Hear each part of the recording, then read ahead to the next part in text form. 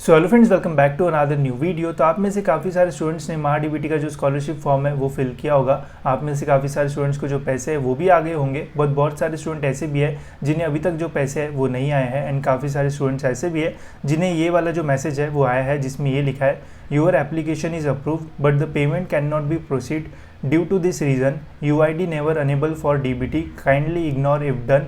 And यहाँ पे ऐसा महागाव लिखा है। ठीक है, तो ये मैसेज अगर आपको भी आया है तो आपको क्या करना पड़ेगा एंड इसका क्या सोल्यूशन है ये हम जानेंगे इस वीडियो में। तो वीडियो गाइज जो है वो एंड तक देखते रहिए।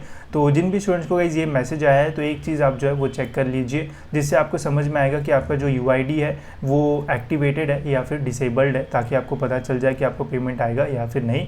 तो सबसे पहले गाइज आपको क्या करना है, आपको गूगल खोलना है एंड यहाँ पे ये वेबसाइट जो है वो ओपन करना है। इस वेबसाइट का लिंक मैं आपको डिस्क्रिप्शन में दे दूंगा। यहाँ पे आके गाइज आपको माय आधार के ऊपर जो है वो क्लिक करना है एंड यहाँ पे आपको एक बैंक सीडिंग स्टेटस का एक जो ऑप्शन है वो मिलेगा। ठीक है, बैंक सीडिंग स्टेटस का ऑप्शन मिलेगा, इसके ऊपर आपको जो है वो क्लिक कर देना है।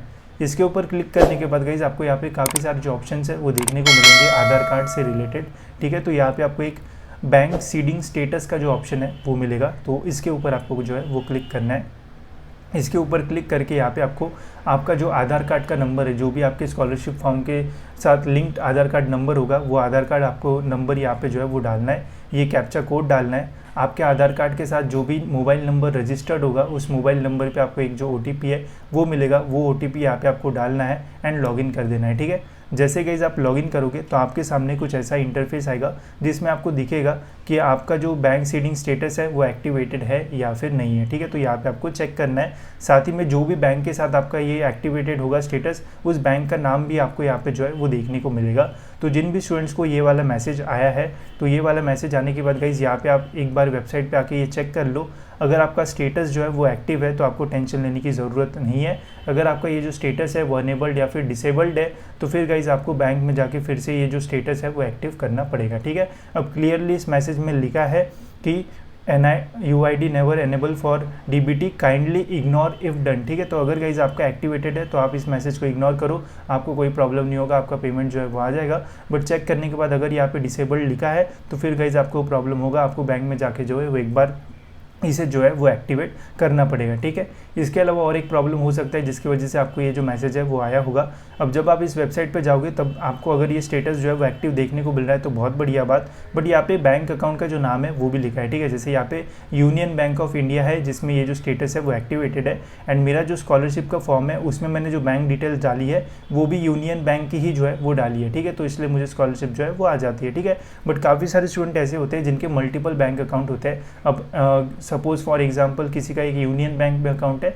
एंड किसी का एक एसबीआई में अकाउंट है। ठीक है, तो यहाँ पे जो स्टेटस है वो एक्टिव है यूनियन बैंक के लिए। ठीक है, बट अगर आप जो फॉर्म है, फॉर्म फिलिंग टाइम स्कॉलरशिप में जो डिटेल्स है वो डालते हो एसबीआई बैंक के, तो फिर गाइस यहाँ पे आपको जो प्रॉब्लम है वो आ सकता है। बिकॉज हो सकता है कि इस बैंक का जो यूआईडी स्टेटस है वो एक्टिव ना हो आपके पेमेंट के लिए, जिसकी वजह से आपको ये जो प्रॉब्लम है वो फेस करना पड़ रहा होगा। तो इस टाइम भी आप ये चेक कर लो कि जो स्कॉलरशिप फॉर्म में आपने बैंक की डिटेल्स डाली है वो नाम यहाँ पे आपको देखने को मिल रहा है या फिर नहीं। ठीक है, अगर वहाँ पे आपने कोई अदर बैंक की डिटेल्स डाली है, मतलब हो सकता है कि आपका बैंक अकाउंट यूनियन बैंक हो सकता है जो कि एक्टिवेटेड है एंड आपने एसबीआई का डाल दिया है फॉर एग्जांपल, तो फिर प्रॉब्लम ये आ सकता है। तो ये भी चेक कर लेना कि आपने स्कॉलरशिप फॉर्म ने कौन से बैंक अकाउंट की जो डिटेल्स है वो डाली है एंड यूआईडी में कौन सा स्टेटस आपका जो है वो एक्टिव है। ठीक है, तो ये एक बार चेक कर लो। अगर यहाँ पे सारी जो चीज़ें वो सही है, जो बैंक डिटेल्स आपने स्कॉलरशिप में डाली है सेम यहीं पे वो भी यहाँ पे आपको देखने को मिल रहा है, तो मैसेज को जो है वो इग्नोर करो, कोई प्रॉब्लम नहीं आएगा। एंड अगर प्रॉब्लम है तो फिर बैंक में जाके एक बार जो है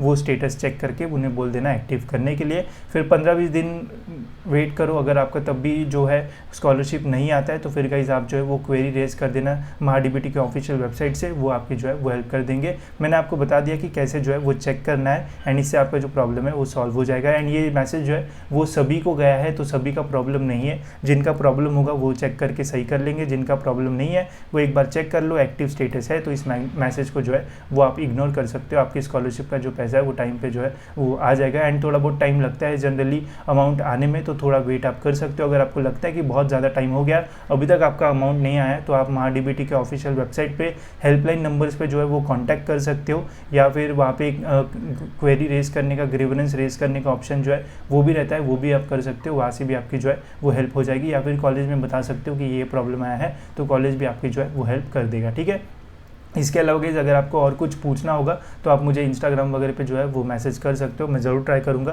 कि आपके क्वेश्चंस के जो है वो आंसर कर दूँ। एंड स्कॉलरशिप से रिलेटेड मैंने पूरी प्लेलिस्ट बनाई है, जिससे सारी जो डिटेल्स है वो आपको स्कॉलरशिप की मिल जाएगी, तो वो भी देख सकते हो अगर आपको कुछ भी स्कॉलरशिप से रिलेटेड जो प्रॉब्लम है वो आता है। तो इस वीडियो में इतना ही, मिलते गए ऐसी और एक इन्फॉर्मेटिव वीडियो में।